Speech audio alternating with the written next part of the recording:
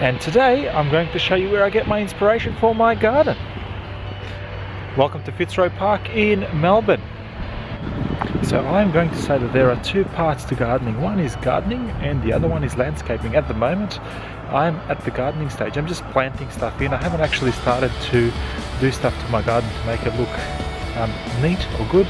It's just basically getting stuff planted so that it takes sometimes years for these trees to grow, and I want to make sure that first the trees take off and then everything else to come, like retaining walls and all that sort of stuff. So yeah, just check out some of these beautiful gardens here. How nice does that look? Wish I had that much space in my backyard. So there's really two things that I wanted to achieve with my garden. One was to block out my neighbours. I don't want to see neighbours and all that sort of stuff, and I think one part of my art does that really well. And the other is I want to be able to sit outside and enjoy it, and enjoy the greenery and all the colour that the garden has to offer. And third, I'd like to make sure that it's useful so that I actually get some use out of my garden, such as vegetables, fruits and all that sort of stuff. So those are some of the things that I really wanted to get out of my garden, but I'm finding that I'm actually sort of getting a lot more than that, which is nice. I find that it's very de-stressing to actually work in the garden. I find that it's nice and soothing just to be outside. It attracts a lot of nature as well, so which is nice too.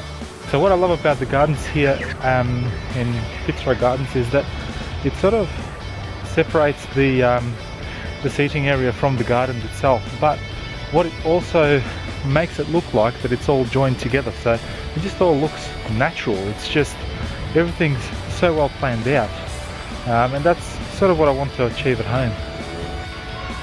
So as you can see behind me, that there is a fine line between sort of where people walk and all that sort of stuff versus the almost like a retainer wall behind it, where you really can't see much beyond sort of the first 1.5 to 2 meters.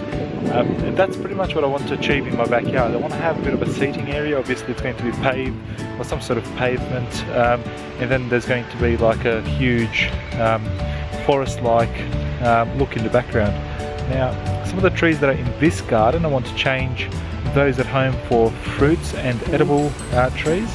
Now, I need to put some evergreens in there because a lot of the fruit trees actually lose their leaves during winter, and I don't want it to look too bare during the winter. So yeah, I'll definitely be doing that. But this is pretty much sort of the look that I was after, and I'll show you a few more like that coming up. So there's a little water fountain, as you can see just behind me there.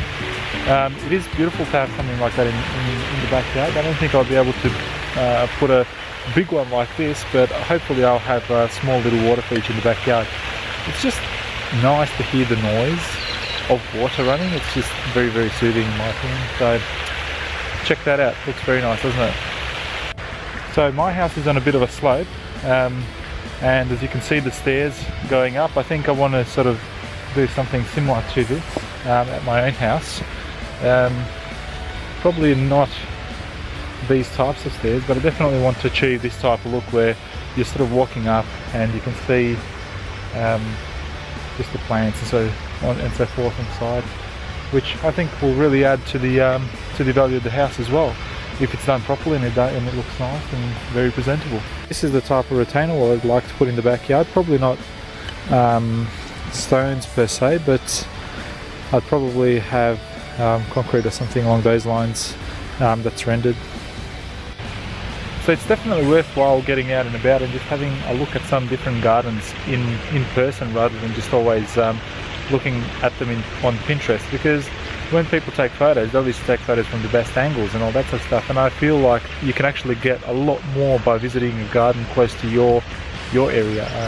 It doesn't have to be a big garden, but it gives you a bit of an idea of how it looks like and what plants you need to put together, and just, yeah, it gives you a bit of a closer look, and you can give it a bit of a touch and feel and see how it all goes. I definitely think it's worthwhile. This is basically where I draw my inspiration from, and it's, in my opinion, quite a nice little place. There's a bit of a... So my wife and I having discussions as far as what we want to have in the front yard. and she doesn't want to have too many fruit trees in the front yard, which is fair enough. So she wants to have a lot more of these palm looking trees, and she wants to have it a bit more tropical. So it looks like in the front yard we might have a little bit of a tropical theme, and in the backyard we might have more of a fruit tree scenario. So definitely in the backyard I'd like to have a bit more seating, and then in the front yard I also want to have a little bit of an area to put a bit of a greenhouse. At the moment I've got some small greenhouses. I wouldn't mind a 3x3 meter greenhouse, something that looks really nice and is sort of masked by all the plants around it, and it gives me some growing advantage over the winter season. So one of the great things that I want to add in the garden at the back is some seating. So I want to be able to provide seating all the way in the background where the retainer walls are, similar to this garden here. So when we do have a party and all that sort of stuff, people have somewhere to sit down. And look how beautiful that looks. Obviously my backyard's not going to be this large, but it gives you a bit of an impression of how nice you can in fact make it. There's basically a lot to learn when it comes to these plants. I don't know half of their names, but I can certainly recognise them in photos, and if I go to the nursery we'll be able to ask what they are. Definitely one of the things that I want to have in my backyard is a lot of flowers. I want to attract a lot of natural wildlife and bees and such, and as you can see they are very beautiful to look at. Time for me to go to work, and I hope that's actually given you a bit of inspiration to go out and about and check out your local gardens and yeah, plan your next backyard project. It doesn't have to be done. It's always good to dream and plan. I'm hoping to do my one very soon though. I've been planning for a long time now. Alright, see you later, and all up until next episode. Bye.